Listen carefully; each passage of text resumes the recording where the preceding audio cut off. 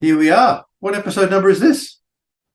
What the heck episode number is this? I think it's 18. This is going to be 18. Yeah. 18. Wonderful. Yeah. I'm glad you remembered because I forgot to check. Very good. Right. Well, I just checked. Yeah. Because I really didn't Excellent. remember. And I just got up too because I overslept. No, Alarm that's was all supposed to right. go off at, Yes. yeah, but it That didn't. worked out for me. I actually needed a little bit more time to do some prep. So that actually kind of worked out. So, All right. yeah. Yeah. So what prep might that be? So I think today we've got a couple of topics. The Southern Poverty Law Centre, your favorite organization, my favorite organization. They're great. So let's have a chat about Mhm. them. Yep. And also misandry, always a topic that's close to my heart. I know we have talked about it before, Yep. but it's interesting. Conversations with feminists can be quite good, actually. I don't spend a lot of time talking to them so much as I used to because a lot of them are kind of time sinks, really, and then Mhm. I'd be better off, working on a voice for men or writing a book or something like that. Yeah. But it can be good because it can prompt me to look at different areas where maybe we could improve the information we've got and so forth. And this one feminist actually challenged Alison Timon regarding misandry, and I Mhm. was on the thread too, so I jumped in with some stuff, and I threw a bit of just a few points about misandry in there, and didn't hear back from him again, except some comment about Wiki for Men. He sort of made some quick quip about Wiki for Men, and then he sort of ran Okay. away. So, but anyway, I thought the delivery was good, but I looked at it and went, you know what? We can do better. So I'm revamping some of the misandry pages on Wiki for Men as a result of that. Mhm. So thanks again to the feminists for helping us improve things. Yep.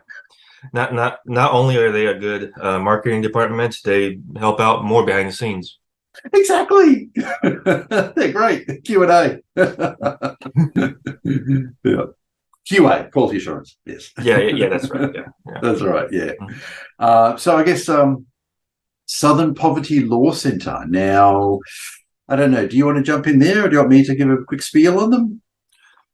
Well, I think there was a Twitter post that featured Paul Elam, and basically called him a male supremacist and said that he spewed violent rhetoric against women.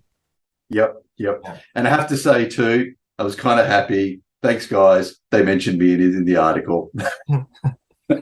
Yeah. So yeah, that's you can show from that just how seriously we take the Southern Poverty Law Centre, the SPLC. They're yeah. So basically, they've been around for quite a long time since the 70s, 80s, late 70s, I think. They arguably did do some good stuff in the beginning. They went after the KKK and so forth. They did quite a few high profile prosecutions. There have been some concerns with them, though, since the early 80s. So these are not recent things. And yeah, certainly more recently, I would suggest they've well and truly gone off the track. And they're going after all sorts of organisations that such as a Voice for Men, that are not male supremacists, for example. And in this case, yeah, they've gone after Paul personally. I mean, they have kind of previously done that, but I think they've taken it to a new level within the last couple of weeks. Absolutely.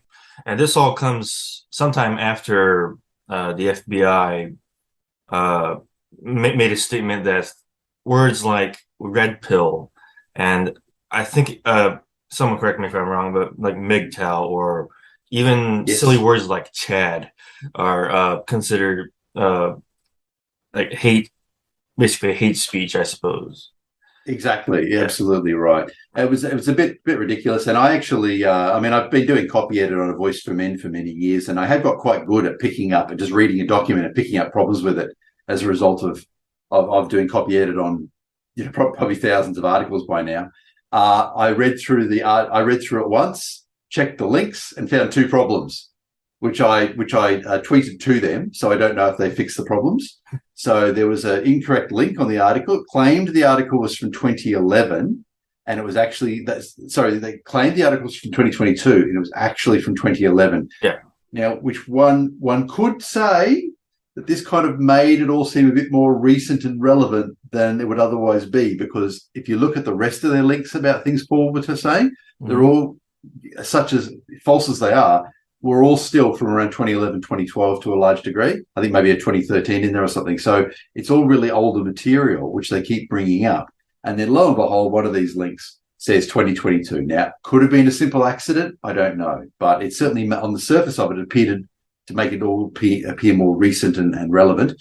But anyway, I've tweeted to that and to tell them that needs to be fixed. And another error too, there was a dead link in there as well, which is really surprising. And as I said, you wouldn't find that on a recently published article on The Voice for Men. We check the links and make sure that they're all relevant at and valid at the time of publication.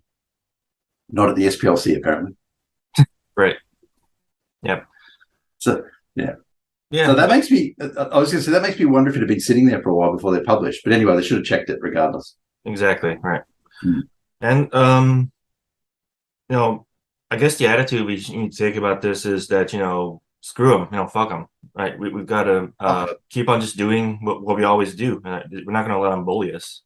Oh, absolutely right. And, this has been going on for a while, but this has taken it to a bit of a new level.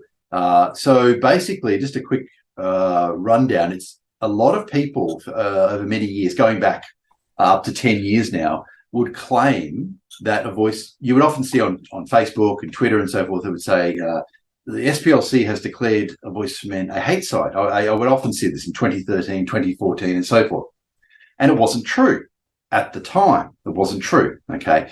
And when Cassie Jane made the red pill, she was, of course, doing that over a number of years, and it was released in 2016. She actually called the Southern Poverty Law Centre and asked them, and she recorded it. And you can very clearly hear the men from the SPLC saying, no, we do not classify A Voice for Men as a hate site. Then in 2018, they classified A Voice for Men as a hate site. And a few of us, I actually emailed Cassie J over this, and a few of us did.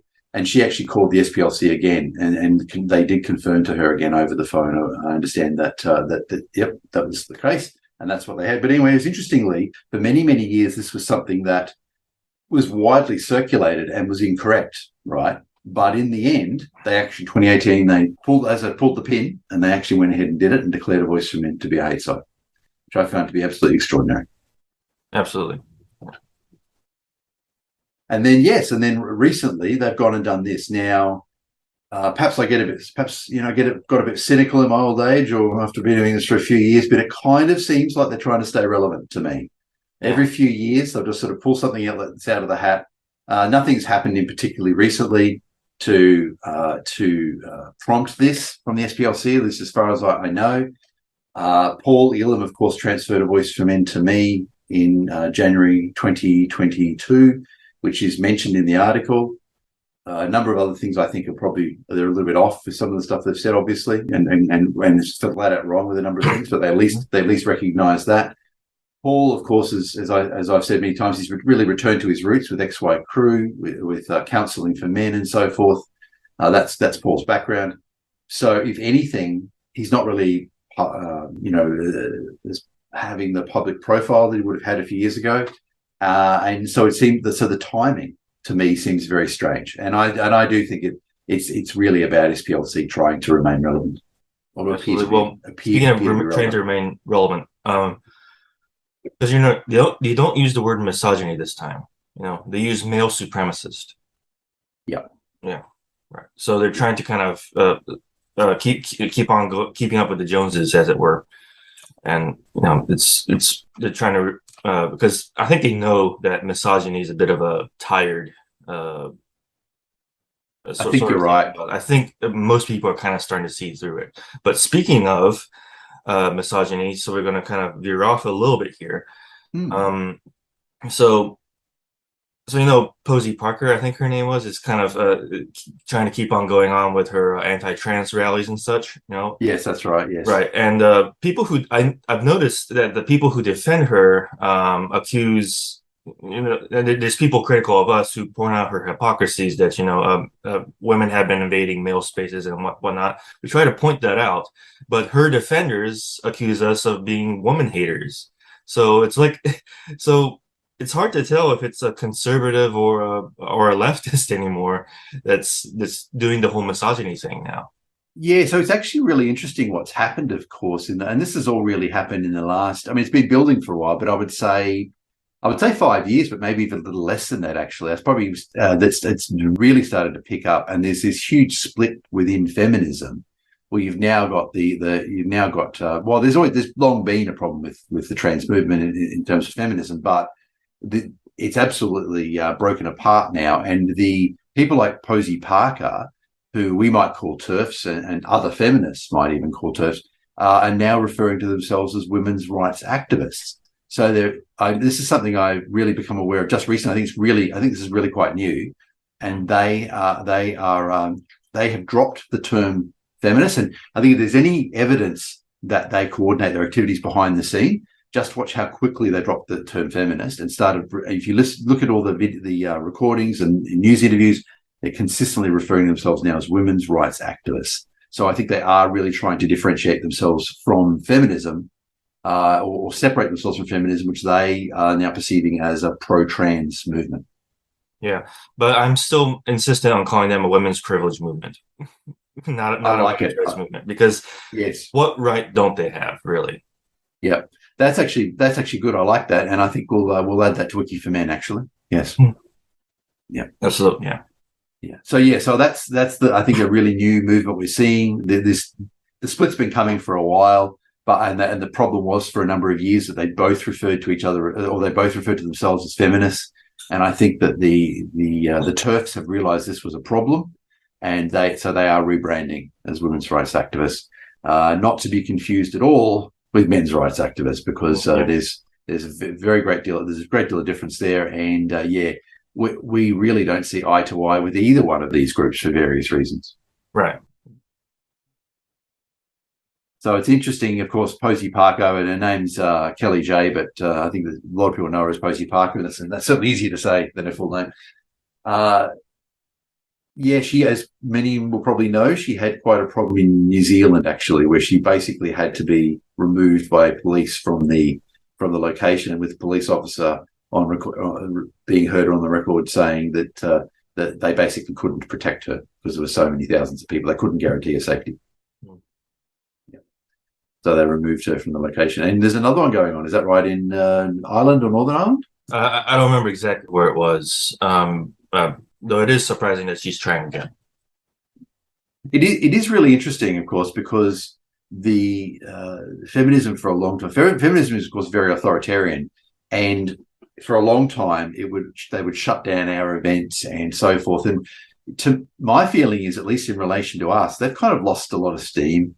With this split between the two different branches of feminism, we don't get anywhere near as much opposition as we used to, and we're able to more openly run events now that in a few years ago we wouldn't have been able to do. They really do seem to me to be losing steam. Absolutely. Well, maybe an actual conference in the United States is not out of reach. No, exactly. We have. Since 2014, kept the locations of the conferences secret until a little while before, a few weeks before, as little as possible time, and then emailed only attendees the location. So originally, 2014 conference location was open, and the 2014 conference venue, which was the DoubleTree Hilton, got threats of violence and so forth. And some feminists have tried to deny this happened, but there's actually a letter held on a Voice for Men, which is a copy of a fax that was sent by the venue, talking about this sort of stuff. And anyway, they basically invoked the clause in the contract saying they could cancel the event. Then the event was moved to 2014 event was moved to another location, which I wasn't involved at all with. I wasn't involved with the Voice for Men at that time, so I wasn't involved with organising it. But I believe that was kept secret. And it was the VFW Hall in St. Clair Shores. But after that, the venues for the conferences were kept secret. We did in 2017 in Australia. We kept it secret until about a week before. But we did tell people what suburb to book the hotels in.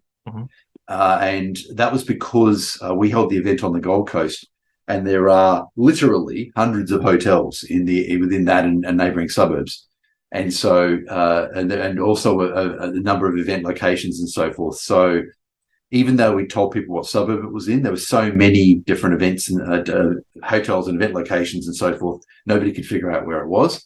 There was actually one particularly prominent event location, and a number of feminists thought that it might be there, and they were wrong. So anyway, so that's what we did. And since then, all the event locations for the conferences and also for some of the other events have been kept secret. But I wonder, though, to what extent that needs to be true going forward. Absolutely. I'm doing Sydney in 2025. I've already got a tentative venue in mind. I haven't made a decision yet as to whether I'll release it publicly or not. We shall see. Yeah, sure. But that one I'd like to go to. We've never met in person, Vernon. So I would that'd be great. We'd have an opportunity to meet in person. It'd be fantastic. Absolutely. Yeah. Yes. I may find myself in your part of the world at some point too within the next couple of years. So who knows? Maybe that'll be the first opportunity we'll have. Not sure. Yeah, probably. Yeah. Yeah. Absolutely. So, do we have any more on the SPLC, or do we have other subjects? Or so I do have a little bit more on the SPLC. One point that in 2014 there was a brief media flurry that said the FBI had severed ties with SPLC. Apparently wasn't true, and later reports in the media seem to suggest that they are still in contact. So basically, the claim was that the FBI had severed ties with the SPLC, were no longer using them as a source. Mm-hmm. But it appears that wasn't the case. In 2018, though, the topic of severing ties between the SPLC and FBI again came up. So some people in the US government were talking about that. So I think it may be on the cards because something has happened just recently. Now, I stress that the gentleman I'm about to name is innocent until proven guilty. He's been charged, I understand, with some fairly serious offences. An SPL, but this matter has not gone to court. An SPLC lawyer by the name of Thomas Webb Jurgens, I hope I'm pronouncing his name correctly, has been I understand, has been charged with domestic terrorism charges. So that's very, very serious, and very, very recently. This has happened only in the last couple of months. Obviously, as I said, innocent until proven guilty. The matter will be going before a court, I understand, and then we'll see what happens. But that's quite a serious thing for it to happen to SPLC. There've been a lot of problems with them. As going back, I've done some research on them before, and really going back to the 1980s, there were some other groups that raised concerns about the practices of the SPLC and whether money was a component and all sorts of things like this. I won't go into too much detail there, but I think the SPLC's, to my mind, is not the type of perhaps not the organisation it was when it was doing really good work against the KKK and so forth. Right. I suspect there may have been problems for quite a long time. I think the FBI really take a good hard look at the SPLC and to see if this is really an organisation they want to continue, doing business with and using as a source. Absolutely. Perhaps Americans should write to the FBI, write to your Congress people, and maybe express an opinion on this too. Yeah, for what it's worth. For what it's worth, exactly. Yeah. That's right. Yeah. Yes. I don't know about American. I know a little bit about American politics. I don't know how responsive your congressional representatives are. In Australia, our MPs are actually fairly good. I mean, they're representing a lot of people, and they're politicians, and they've got a lot of different people pushing and pulling them in different directions. But their officers themselves are actually pretty responsive, and I personally have actually had a problem with the government department. This is going back about 25 years, and this problem had been dragging on for a long, long time. And I actually wrote a letter to my MP while I'd been having these problems with the government department, where they were basically breaching their own rules. I had been taking careful notes, and I sent all my notes off to my MP. And within 10 days after I posted the letter, because it was that long ago that I had to post a letter to them, within 10 days of posting the letter, the matter was resolved. Right. So I was happy with that. So I've been actually a pretty good. feminists have too much influence in our government, like most other governments. Yep. But probably outside that realm, I've had fairly good response from our government. And on this one last topic, because obviously I'm a dual Australian Canadian citizen, in Canada, a lot of people don't know this. So for all those Canadians out there, if you're writing to your MP and you send a physical letter, you don't have to put a stamp on it, because it is your right to communicate with your MP for free. So if you want to write a physical letter to your Canadian MP, write the letter and put it in the post, and Canada Post will deliver it for you without a stamp. Yeah. So a lot of people don't know that. A lot of Canadians don't know that. Interesting. And that's probably all I have to say on MPs and SPLC for today. Yeah, absolutely. Yeah. Yeah, we always do these things, Cole, and I don't even know. I don't think I even knew who they were before this whole Paul Elam debacle. So, I first learned about them through Voice for Men. When I first got involved with Voice for Men and was getting involved with men's rights, that's when I first started to look into them. And of course, I would often field these questions, as I said, between 2013 to probably 2016, 2017. You would see a lot of this, and people say, "Oh, a Voice for Men, SPLC has declared a Voice for Men a hate site," and I'd say, "No, actually, that's not true." Oddly enough, now that it is true, we don't actually see feminists mentioning it that much. Interesting. Yeah, it could be to do with the relevance of SPLC, that their relevance has declined to that point that most people no longer know much about them. Yeah, right. Did you have any topics before I jump into misandry, one of my favorite topics? No, let's jump into misandry, because there's no shortage of that one. Exactly, that's right. As I said, this conversation with this, well, it wasn't really a conversation. It was a feminist challenging us to provide examples of misandry that are. He actually said misandry that is widely accepted. Yes, it's a male feminist. And then when I presented about half a dozen or something, I was about 4 a.m. for me, and I really needed to go to bed. So I just basically threw a few at him until I went to bed, and then went to bed. When I got up in the morning, I fully expected him to have said something, and I was going to throw a few more at him, but he just ran away and hid. So that was that. But it has prompted me, to do a few more. So Nick is abundant and of low value. I love this one. This is a phrase that feminists have come up with in only the last few years.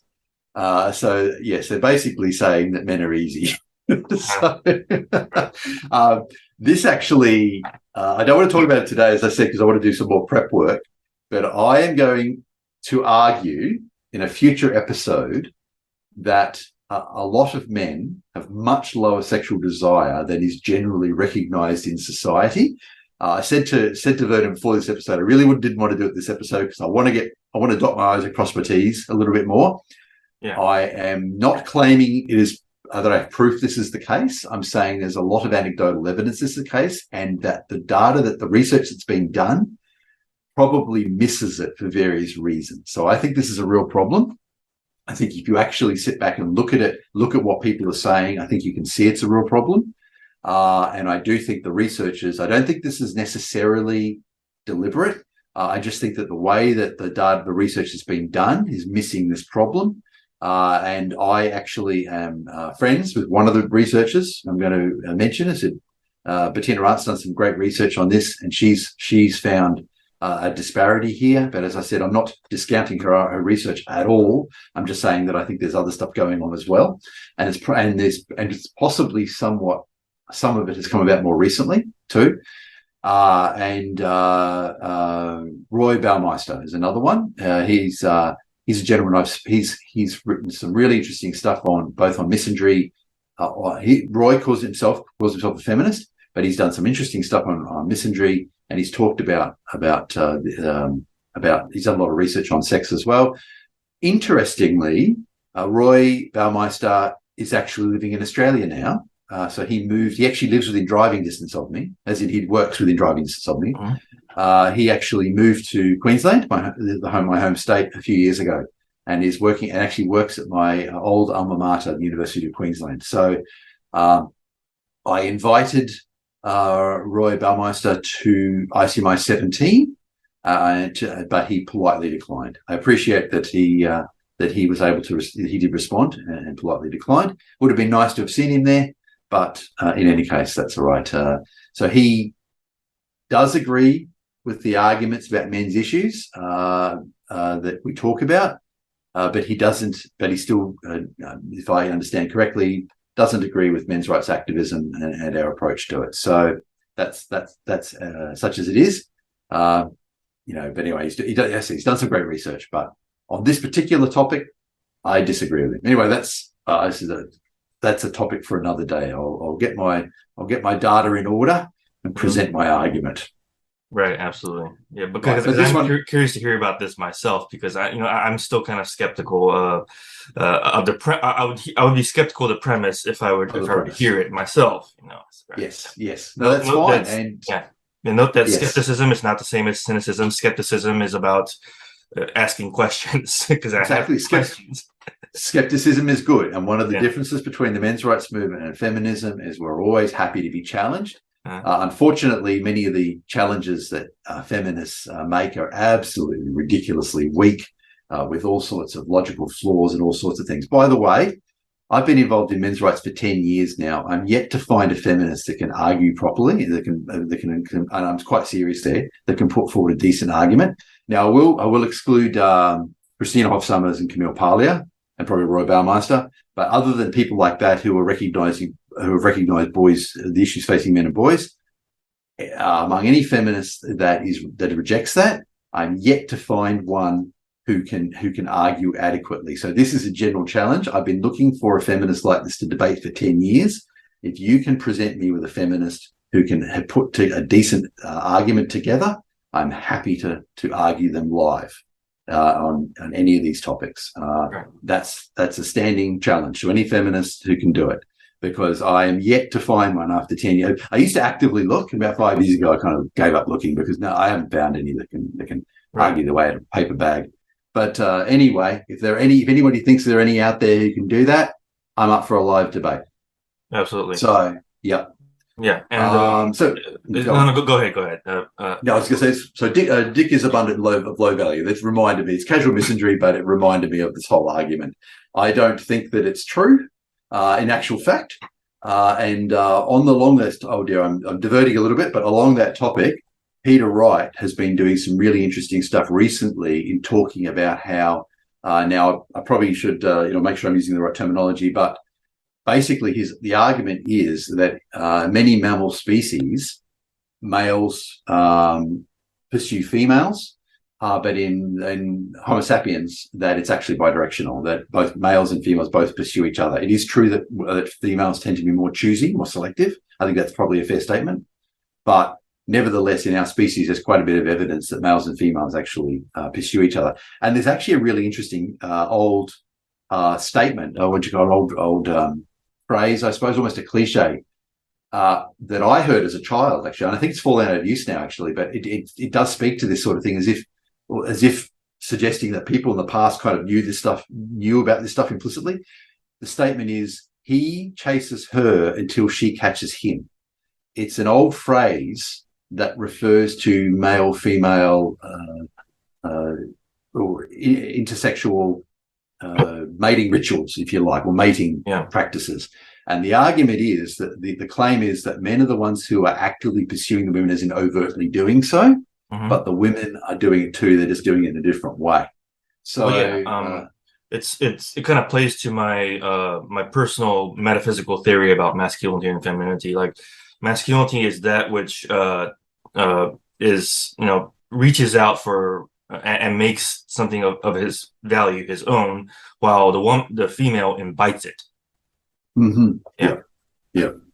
So it's an interesting topic, a little bit separate to the sex topic, but I think it still relates to it. And another aspect, of course, that we'll want to talk about when we do get to that is the dropping testosterone, which has been seen around the world, and the effect that has on the male sex drive as well. So anyway, there's a lot to talk about. So getting back to misandry, Dick is abundant and of low value. So I question I actually question the validity of this sentence. The whole premise sounds kind of strange. Thank you. The whole premise, exactly. The premise of it. And certainly there are, if you listen to PDAs, for example, and they talk about sexual market value and so forth, they will point out, and I think quite correctly, and in fact, data from OkCupid showed this to be the case. OkCupid being an online dating site, that that females do pursue a smaller group of males, but those males aren't jumping into bed with every female. So those males are themselves being selective. Anyway. Right. Yeah. Yeah. Selection is bidirectional. Women choose is kind of like giving him an excuse to be like this royal class of the human species, I suppose. Right. And they keep on doing it. Like even people in our own movement keep on doing this. Yes. This gynocentrism is natural. Biology. Will you knock it off? It's like exactly. Yeah, right. Because because I'm even fighting the premise that it was somewhat necessary for the context of mothers. Well, if it's necessary in the context of mothers, then gynocentrism is fine, but it's not because because we're defining it as a pathology. Why are we against it if we're justifying where it came from? Yeah, no, this is a good argument, actually. I've tended to take the position that it may have been true to some extent in the past because of relative investment in reproduction, but our population is now so high that even if it was true in the past, it doesn't need to be true now because we don't need to replace our numbers very, very quickly. And of course, now we're starting to move towards population decline, but I think we won't see a return to that sort of gynocentrism because of our technology is basically going to mean that we're going to be able to maintain a high standard of living with a declining population. That's my call anyway. Right. Yeah. Because the reason why humanity is where it is that, most men and women think, right? They can fail to think, but they also think. Yes. So they had the choice to think or not to think, of course, and they suffer if they don't think. That's right. And men too often just don't think, or they think wrong, and that's how they got gynocentrism. They thought woman is this wholly ultra valuable, disproportionately valuable thing.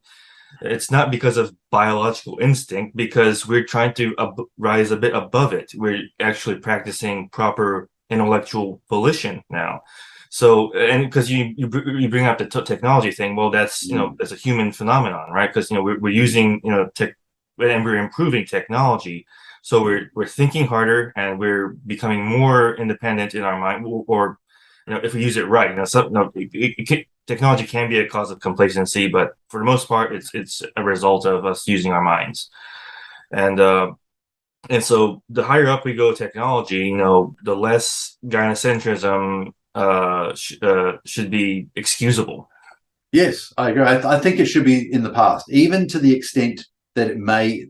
I'm prepared to accept that there may have been a biological component in the past, but I think we need to leave it in the past now. Our population is so large now; we don't need to engage in. We don't need to preference women over men anymore. And even when the population declines, technology will carry us to a point where we still won't need to preference females over males. So right. So one response I have to the fact that if it's been true in the past, well, maybe phrenology has been true in the past. Lobotomies have been nice in the past. What else has been nice in the past? Yes, that's right. That's right. Yeah, right. Yeah. So I can just go on all day about that. Yeah. So and it's interesting. Some people, and I've heard a few people in our movement use this a lot. Some woman says, "Oh, I believe in gender equality." We say, "Yes, you should get that off the pedestal."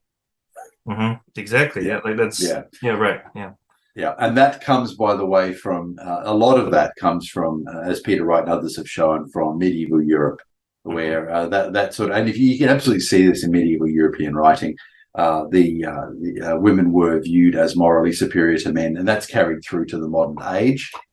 And we still see that today. That it carries through, and yet we have now women. We have, of course, the feminist movement that is to a certain extent picked up on that as well, and we have women back in the workforce and doing to arguably different jobs than in the past, and yet there's still this idea of women being morally superior is still there as well. So if we all really want equality, then we need to put that in the past where it came from.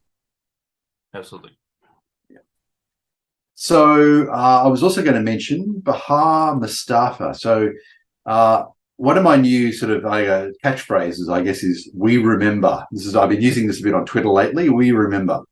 So feminism, I contend, has a very short memory. I think a lot of you remember trigger warnings? I mean, they still get mentioned occasionally, but there was a time when you couldn't look at a feminist website or YouTube video without them putting a trigger warning at the beginning. And it was all over. We hunted the mammoth. And that's gone, okay, because they have fashions, and the fashions last 3 to 5 years and then they decline.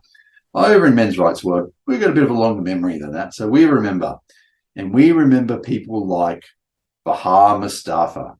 So Bahar Mustafa was working at a British university.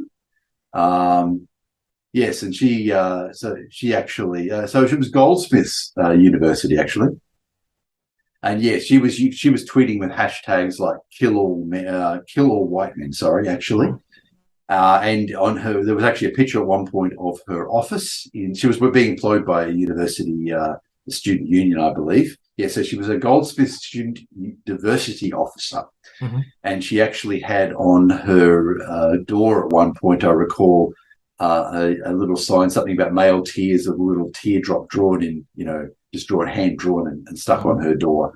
So these are the types of people that we've been seeing. So she was charged at one point, but the charges were discontinued. But we see a lot of these sort of people, and we record them, okay, because when we've got people, as I saw with this feminist recently, people are denying the misandry is real, or at least denying it's common. As long as that's going on, I'm going to keep documenting this stuff, and as long as the Women Are Wonderful effect is still going, I'm going to keep documenting this stuff. So, and of course, next one I wanted to mention, I've mentioned her before, Mona El-Tahawi, and I mentioned her actually in this quick brief conversation I had with on Twitter. Old Mona El-Tahawi has been going around preaching violence against men, and she's so privileged that she can travel around the world doing this. Exactly. Absolutely extraordinary. She's an Egyptian American feminist who seeks to destroy the patriarchy, and she is, and I've mentioned it before, but it's always worth mentioning again. She is, and I quote, a secular, radical, feminist Muslim. Figure that one out. Right. Yeah. How do you be a secular Muslim? Anyway, sorry, go on. No. I'm just saying. So there's like this really feminist, conducive point when it comes to Islam. I think that's kind of what I'm sensing. There's points where they align. Absolutely, yeah. That's right. But it's the secular Muslim that really gets me. I think to be a Muslim is to profess a religious belief, like accepting that Muhammad is the prophet to humanity and so forth, right? And I think if one becomes a Muslim, that's the fundamental point. To me, that is inconsistent with asserting a person that being secular. I don't know what others think about that. Maybe I'm wrong there, but it seems to me if one can't both be religious and secular, one could.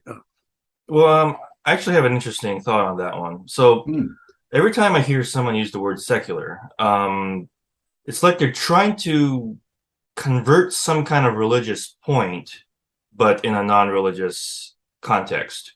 Because I don't really, so I'm an atheist, and I don't really use the word secular to describe myself so much because, I just don't think it's necessary. I don't have a religious point, traditionally speaking, to kind of make secular.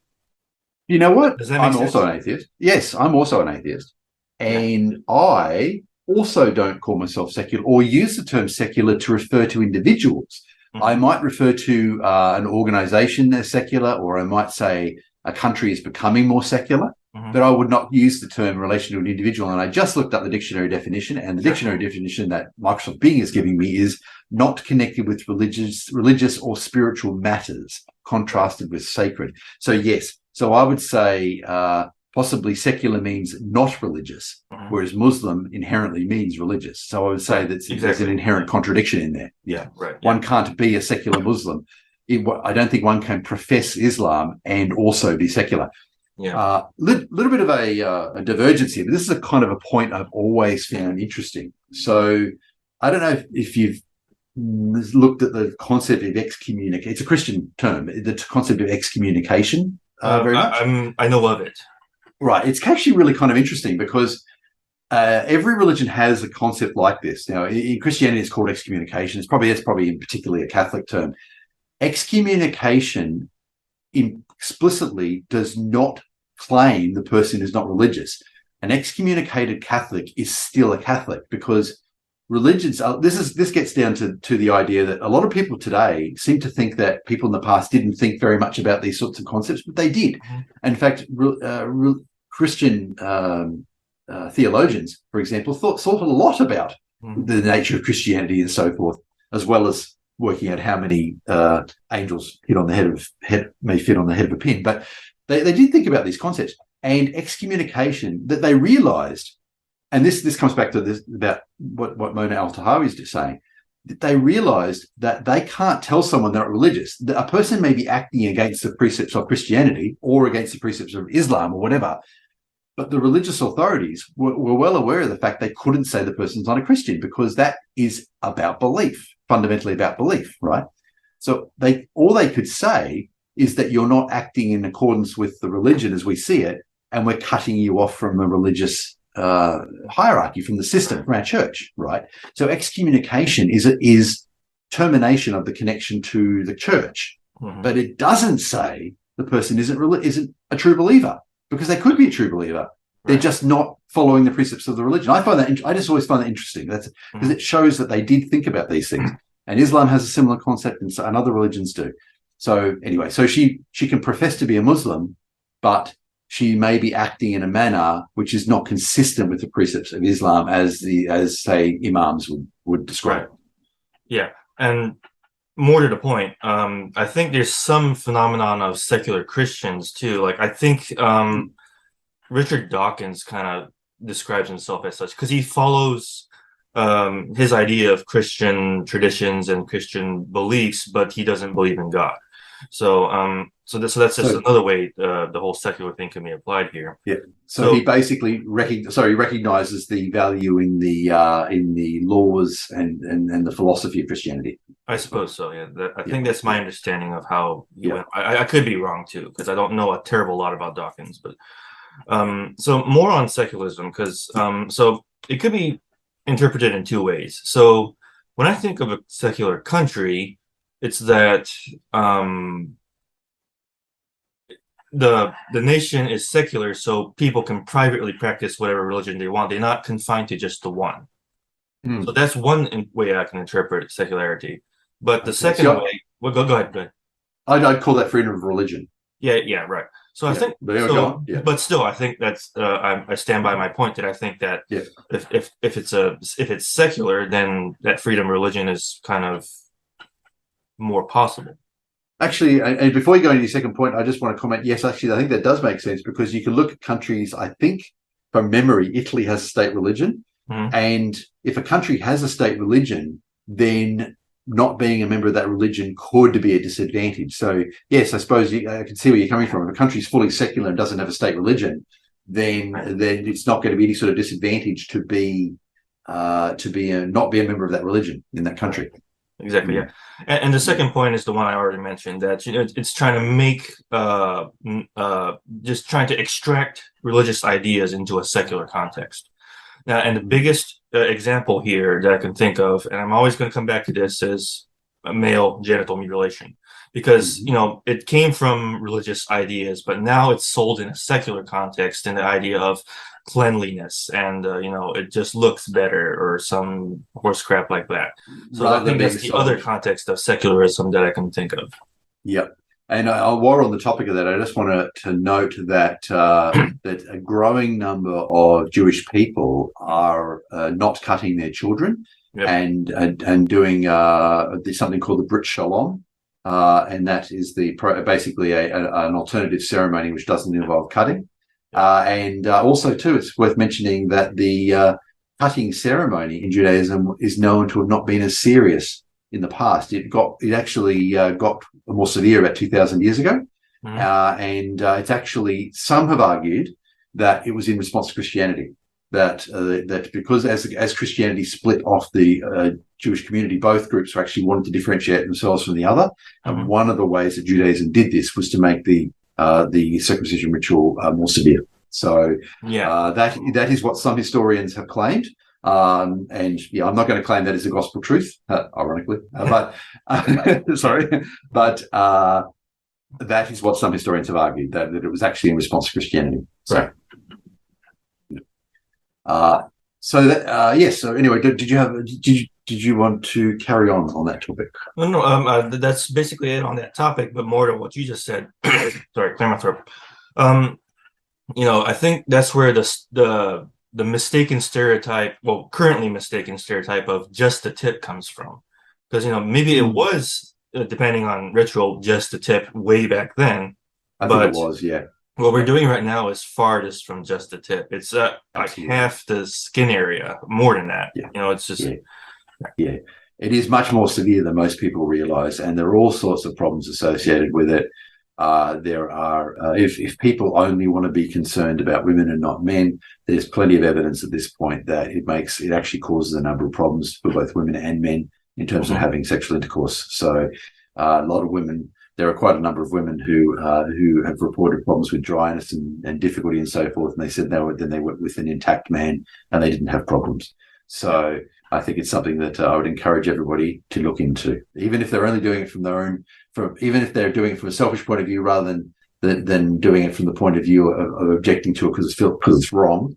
If they just want to look at it from the point of view of benefiting the individual, there are still benefits to men remaining intact for both men and women. Yep. So, casual misandry, one of my favorite topics. I mean, that's the statement about dick being abundant and being low value is a form of casual misandry. Right. But there are so many others. We have talked about this a little bit before, I think, but the things like, I think we did talk about it a bit in the previous episode, but claims that men can't multitask, but women can. That one seems to have fallen off in recent years. Do you hear people say it much anymore? Because I don't. Not so much anymore. In fact, men usually are the multitaskers in my mind. Or so just as much as women anyway. Yeah. The research that the research that I've read suggests that so true multitasking isn't something humans do very well at all. We do have something called continuous partial attention, where you can maintain attention on multiple subjects at the same time, but you really do get a hit in terms of performance in doing it. And it's unfortunate that the human brain isn't designed to multitask really well. It'd be nice if we were all like, Commander Data from Star Trek and, I could, process pi in the background or something while I was thinking about something else. Right. But unfortunately, it doesn't seem to work that way. Alas. Yeah. Yes. So mansplaining, of course, is a classic one. There's a new phrase, actually, I just heard, well, I don't know if it'll catch on, but having a bit of a mental blank on her name now, a prominent feminist on Twitter, Proudman, Charlotte Proudman, used a new term, something, I think he's-splaining or something, but yes, but I don't know if it'll catch on, but so we'll see. If I haven't heard it, it hasn't caught on. So. No, exactly. That's right.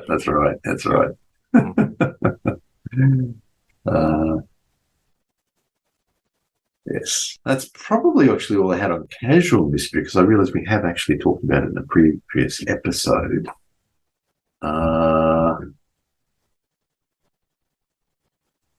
Misandric advertisements. Oh, yes. Okay. Yes. So I don't know if we can put these in. We can post some of post a link to this or something like this, but there's some misandric advertisements that have come up. So I think we may have talked about this in previous episode too. I think we were covering some good material, but I don't know if you want to look on Wiki for Men now. You can see the ones I'm talking about. Voodoo did a series of ads where they had women leading men around on a leash and all sorts of things, and using men as stairs. That's a good one.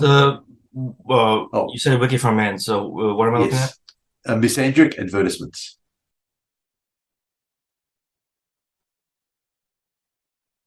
Yep. I've seen those. Yeah. Yes. So I think there've been a number of them around. We'll put a link in actually on that one. Just looking what else I want to talk. Oh, feminist quotes. That's always a good one. We've talked a little bit about this, but I think we haven't gone through all the different feminist quotes. But there's some good ones. What we've done on Wiki for Men is we've got a lot of feminist quotes. So there was a gentleman from South Africa by the name of Jason Dale who compiled a really extensive list. He sent me the list and basically said, you can do whatever you want with them, which is absolutely fantastic. Jason died a week later. So I think he may have sent them to 2 or 3 other people as well. I actually don't have much detail in terms of the details around what happened and how he passed away. But Jason sent fantastic material through. So I set up a Wiki for Men page. It's kind of a bit of a memorial, really, I suppose, now. But he was an activist, MRA, anti-feminist, and was a member of NCFM, the National Coalition for Men in the United States. Anyway, he sent me this information, and we incorporated that into the Wiki for Men list of feminist quotes. Yep. And one of the other editors in Wiki for Men went right through and double verified all the quotes from all the different sources and put the citations in and everything. We've got a really absolutely fabulous list now from, as I said, from Jason's stuff as well as some other sources as well. And so I encourage everyone to go there. It's absolutely shocking when you look at some of them. I mean, it's kind of amazing. A guy named David Angier. Now, I haven't heard of him before. We put him on the list, but he's a feminist, obviously male feminist. Mm-hmm. And one of his quotes is, "If anyone is prosecuted for filing a false report, then victims of real attacks will be less likely to report them."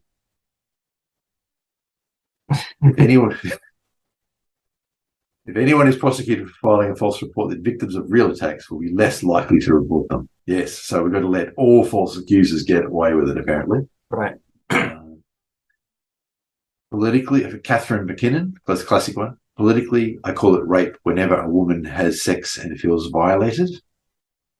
So that was a fairly early quote, and starts to talk about the movement towards the whole consent and how consent can be withdrawn afterwards.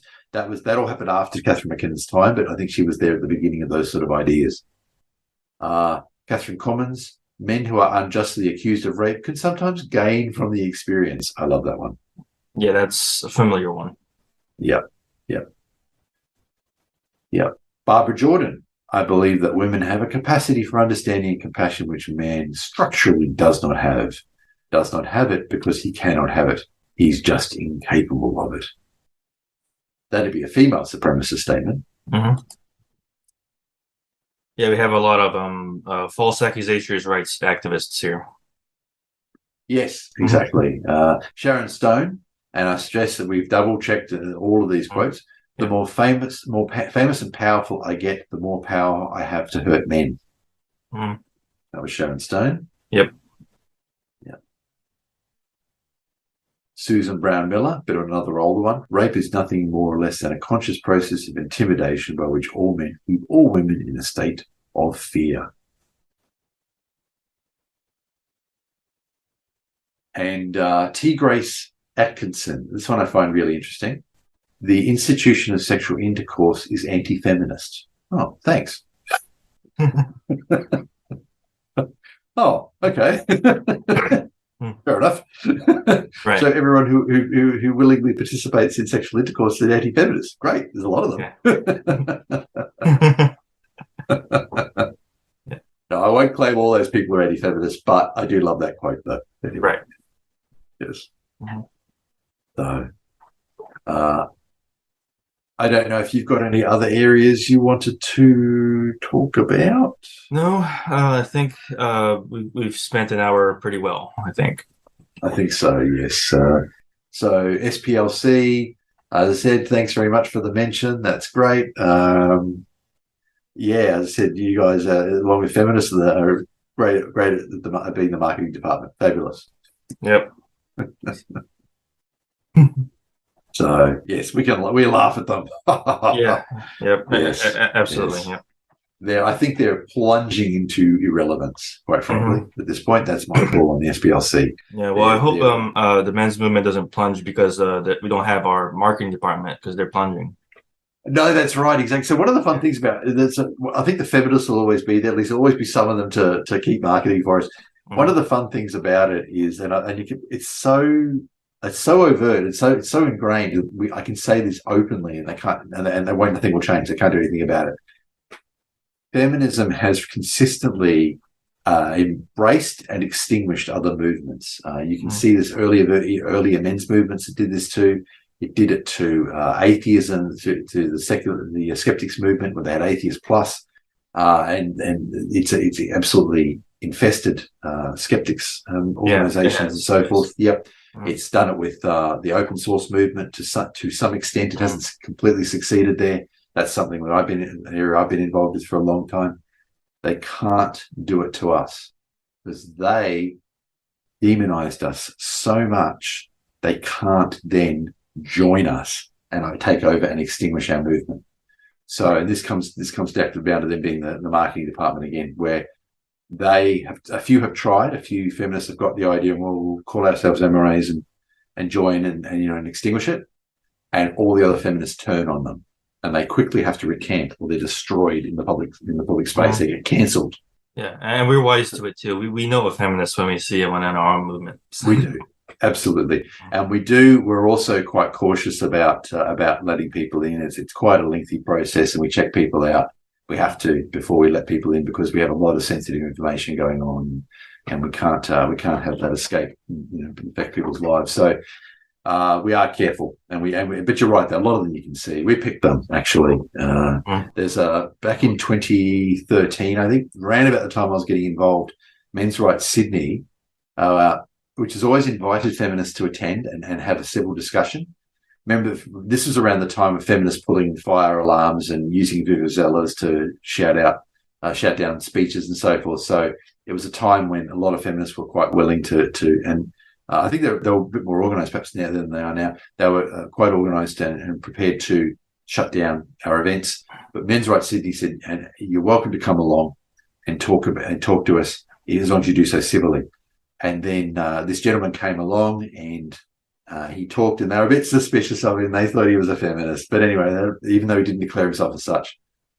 And then he published an article on Men's Rights Sydney. It's how he infiltrated the organisation, infiltrated a meeting. And to which a friend of mine, Tom Volz, wrote a piece where feminist journalist infiltrates completely open meeting was the subject line, or something along those lines. So, you're welcome to attend. That's anyway. Yeah. So, and then he talked a little bit about it, and there've been a few other things at Men's Rights Sydney where that's happened to later, where they've come in and then written stuff about it and so on. Same with Men's Rights Brisbane. We've had people at Men's Rights Brisbane where we think that they were probably feminists looking for sound bites, and they went away disappointed because we were also moderate. Yeah, exactly. Yeah. What are you going to do? I've had journalists talk to me like that, by the way, lead up to events. Journalists or talk to me, and there've been a whole bunch of interviews I've done with journalists that don't see the light of day because I don't say anything extreme. As they say, why do you think that men are oppressed? And I say, I don't think that men are oppressed. I think that men have issues that need to be addressed, just as I think that women have issues that need to be addressed. And for the record, I've said this to them, the issues that women that need to be addressed are almost completely in the developing world. They're not in the wealthy countries. And I say this to them as well. But and it wouldn't be nice if the feminists focus their attention on poorer women, but they don't. But I do not say that men are oppressed. We are often misquoted in that regard. I have asked most prominent MRAs about this, and I'm yet to have one say that they think men are oppressed. So there it is. Anyway, always a good opportunity to get that across. To be sure. So yes, I think we've been going over an hour, haven't we? Yeah. I just need to recharge. It's always, I overslept today, so it's, I just need to really get my energy going on. Just try and get my start. No worries. You're a coffee drinker, aren't you? Yeah, I do. Good. Yeah, good. Coffee's good for you now. Actually, A little bit good for you. I think not too much coffee is good for you. Yeah, I'm a coffee drinker way back. I took up coffee when I was 6. Probably a little young, but there it is. Yeah. So, yeah. Yeah. Yes. So I love coffee. Thank you very much, Vernon. See you in 2 weeks. Yeah, let's do that. All right. Yeah. Talk to you then. Bye-bye. Bye-bye.